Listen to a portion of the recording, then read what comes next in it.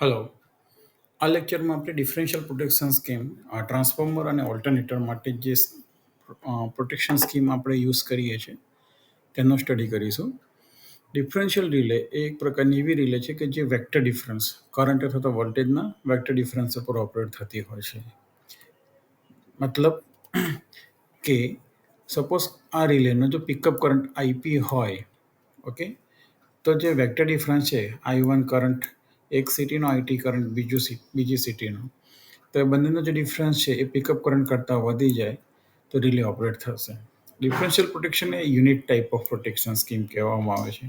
મતલબ એ ઇક્વિપમેન્ટને સ્પેસિફાઈડ ઝોનની અંદર પ્રોટેક્શન આપશે, અને આ પ્રોટેક્શન ઝોન શેના દ્વારા ડિસાઇડ થાય છે? સિટી અથવા તો પીટી લોકેશન્સથી. તો ડિફરન્શિયલ પ્રોટેક્શન સ્કીમના આપણે બેઝિક સ્કીમ આપણે અન્ડરસ્ટેન્ડ કરીએ. તો આ ટ્રાન્સફોર્મરનું એક વાઇન્ડિંગ છે, આપણે એને ધારી લઈએ કે it is a protected winding x. તો વાઇન્ડિંગની બંને બાજુ, ટ્રાન્સફોર્મર વાઇન્ડિંગની બંને બાજુ બે સિટીઝ, CT1 અને CT2. આ સિટીઝના કનેક્શન્સ આપણે એવી રીતે કરતા હોઈએ છીએ જેને સર્ક્યુલર લૂપ કહેવામાં આવે છે. હવે રિલેની જે કોઇલ છે એ રિલેની કોઇલને આપણે આવી રીતે કનેક્ટ કરતા હોઈએ છીએ. તો જે સિટીની સેકન્ડરી લૂપ બને છે, બરાબર, તો I1 current primary side enter થાય છે, I2 કરંટ ટ્રાન્સફોર્મરની સેકન્ડરીથી લીવ થાય છે. તો સિટીમાં પણ I1 કરંટ સ્મોલ I1 બતાવે છે, મતલબ સ્ટેપ ડાઉન થયેલો કરંટ, અને I2 કરંટ સ્ટેપ ડાઉન થયેલો કરંટ સ્મોલ I2 એ આ સિટીની સેકન્ડરી લૂપમાં સર્ક્યુલેટ થઈ રાખશે. અને એના લીધે જે રિલે કોઇલમાં કરંટનો ડિફરન્સ આવે I1 માઇનસ I2 એ 0 હશે. I1 માઇનસ I2 એટલે કે આ નોડ ઉપર તમે કિર્ચોફ કરંટ લો એપ્લાય કરો તો આ જે ડિફરન્સ આવે કરંટનો એ શું રહેશે? 0. હવે જે I1 is equal two I2 હોય, કારણ કે સિટીની આપણે રેશિયો જે સિલેક્ટ કરતા છે કે I1 અને I2 ઓલમોસ્ટ સેમ હોય, બરાબર, તો એના લીધે એનો ડિફરન્સ 0 આવશે. આ બેઝિક ડિફરન્શિયલ પ્રોટેક્શન સ્કીમ છે. હવે આ કેસમાં રિલેમાંથી પસાર થતો કરંટ શું છે? 0. એટલે રિલેની કોઈ એનર્જાઇઝ ના થાય. આ એકચ્યુઅલી એક આઈડિયલ કન્ડિશન આપણે એઝ્યુમ કરેલી છે, ઓકે. એટલે રિલે ઓપરેટ થશે નહીં. હવે થ્રુ ફોલ્ટ કન્ડિશન, આપણે નોર્મલ કન્ડિશન જોઈએ. થ્રુ ફોલ્ટ મતલબ સિટીના જે પ્રોટેક્શન ઝોન છે, જે જગ્યાએ આપણે સિટી અરેન્જ કરેલી છે, અને એ સિટીની પ્રોટેક્શન ઝોનની બહાર અગર કોઈ ફોલ્ટ થાય તો એ કેસમાં ડિફરન્શિયલ પ્રોટેક્શન સ્કીમ કેવી રીતે એક્ટ કરે છે તે આપણે સમજીએ. તો આ કેસમાં જોઈએ કે સિટીની જે બંને સાઈડ લોકેટ કરેલી છે એ લોકેશનની બહારની સાઈડ ફોલ્ટ થયો છે આ જગ્યાએ. મતલબ આ સિટીનો પ્રોટેક્શન ઝોન છે, ટ્રાન્સફોર્મરનો પ્રોટેક્શન ઝોન છે, ઓકે. એટલે આ ઝોનની બહારનો ફોલ્ટ છે જેને આપણે શું કહીએ છીએ? Through fault. તો હવે આ કેસમાં શું થશે કે જ્યારે I1 પ્રાઇમરી કરંટ છે, I2 સેકન્ડરી કરંટ છે જે ટ્રાન્સફોર્મરમાંથી બહાર નીકળે છે, તો સિટીના જે ટ્રાન્સફોર્મ્ડ કરંટ છે સ્મોલ I1 અને સ્મોલ I2 એમાં કોઈ ફરક પડશે નહીં. એ સિટીની સર્ક્યુલર લૂપમાં સર્ક્યુલેટ થઈ રાખશે, અને રિલેમાંથી જે પસાર થતો કરંટ છે એ 0 રહેશે. સો થ્રુ ફોલ્ટ કન્ડિશન વખતે આ સિચ્યુએશન આવે છે કે જેમાં રિલેમાંથી કોઈ કરંટ પસાર થતો નથી, બરાબર. તો આ કેસમાં જે ફોલ્ટ કરંટ છે એ જ I1 અને I2 છે, અને I1 એટલે small I1 is equal two small I2, અને બંનેનો ડિફરન્સ શું રહેશે? 0. Therefore current through relay is 0. Therefore relay does not operate. Actually આ જે છે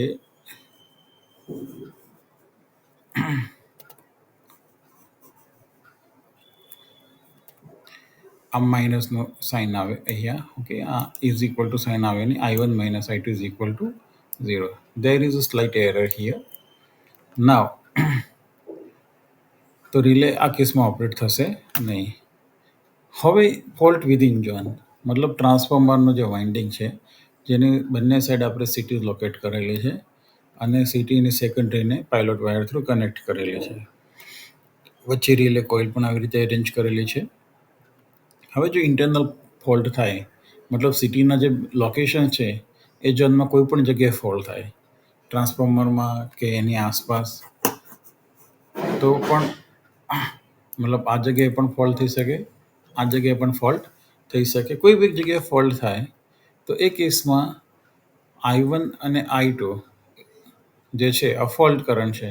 પણ હવે આ કેસમાં શું થશે, I1 minus IF is equal two I2 કિર્ચોફ્સ કરંટનો તમે એપ્લાય કરો તો સિટીમાં જે સેકન્ડરી કરંટ છે I1 અને I2 એ હવે I1 માઇનસ I2 એ કાં તો પિકઅપ કરંટ કે એનાથી વધારે હોય અને આ કેસમાં રિલે ઓપરેટ થાય. જે I1 minus I2 is equal two IP નથી, પણ it must B greater than IP. આ જો કરંટ ડિફરન્સ પિકઅપ કરંટથી વધી જાય તો રિલે ઓપરેટ થાય. Okay, therefore current through relay is not equal to 0 અને રિલે શું થશે, ઓપરેટ થશે. પિકઅપ કરંટ આપણે અહીંયા રાખવો પડે છે. પિકઅપ કરંટ 0 ન રાખી શકીએ, કારણ કે જ્યારે ફોલ્ટ થાય ત્યારે સિટીની સેચ્યુરેશન કન્ડિશન્સ થોડી બદલાઈ જતી હોય છે. મેગ્નેટાઇઝેશન કેરેક્ટરિસ્ટિક્સમાં પણ એ સિટીની જે રેશિયો એરર્સ અને ફેઝ એંગલ એરર્સ જે એ બધું આપણે કન્સિડર કરીએ તો રિલે કોઇલમાં, ઇવન આઈડિયલ કેસમાં પણ રિલે કોઇલમાં મામૂલી કરંટ જતો હોય છે. એટલે આપણે pickup current is equal to 0 ન રાખી શકીએ, પિકઅપ કરંટ થોડો ઘણો રાખી શકીએ. પણ I1 minus I2 pickup current કરતાં વધે અને કયા કેસમાં વધશે, કે જ્યારે ટ્રાન્સફોર્મરમાં ઇન્ટરનલ ઝોનમાં ફોલ્ટ થાય ત્યારે. ઓકે, તો આ કન્ડિશન ફોલ્ટ વિધિન ઝોન, એ કન્ડિશનમાં રિલે ઓપરેટ થશે. તો આ એક સિમ્પલ ડિફરન્શિયલ પ્રોટેક્શન સ્કીમ આપણે સ્ટડી કરી. આ 3 ફેઝ ડિફરન્શિયલ પ્રોટેક્શન સ્કીમ આપણે નેક્સ્ટ લેક્ચર્સમાં જોઈશું. પણ એ પહેલાં આપણે ડિફરન્શિયલ પ્રોટેક્શન વિશે થોડુંક ડિસ્કસ કરી લઈએ. આપણે જાણીએ છીએ કે ટ્રાન્સફોર્મર્સનું વાઇન્ડિંગ, ટ્રાન્સફોર્મર્સ જે જગ્યાએ હોય સબસ્ટેશન કે પાવર સ્ટેશનમાં, તો બંને સાઈડ સિટીઝ તો લોકેટ કરતા હોઈએ છીએ, પણ ઇક્વલ ડિસ્ટન્સ મેન્ટેન થતું હોતું નથી. એટલે પાયલોટ વાયર જે હોય છે સિટીમાંથી રિલે સુધી લઈ જતા હોઈએ છીએ, એની પાયલોટ વાયરની લેન્થમાં ડિફરન્સ આવે, એના લીધે એના રેઝિસ્ટન્સમાં ડિફરન્સ આવે. બીજું, સિટીની રેશિયો એરર્સ પણ શોર્ટ સર્કિટ કન્ડિશનમાં સિગ્નિફિકન્ટ હોય છે. સિટીની જે કોર હોય છે, તો there is a saturation of CT magnetic circuit during short circuit condition. Magnetizing inrush current પણ જ્યારે ચાલુ કરે ટ્રાન્સફોર્મર ત્યારે આવતો હોય છે. ટેપ ચેન્જિંગ કન્ડિશન્સ પણ આવતી હોય છે. તો આ બધી જે એરર્સ આવે છે, ડિફિકલ્ટી છે, sorry not errors, tape changing કન્ડિશનમાં, કારણ કે જ્યારે ટેપ ચેન્જ કરીએ તો ટ્રાન્સફોર્મરનો વોલ્ટેજ રેશિયો બદલાઈ જાય, તો સિટીમાં રેશિયો એરર વધી જાય. મેગ્નેટાઇઝિંગ ઇન્ડ્રશ કરંટ વખતે પણ ફોલ્ટ પેટર્ન જેવું જ કરંટ આવતો હોય છે.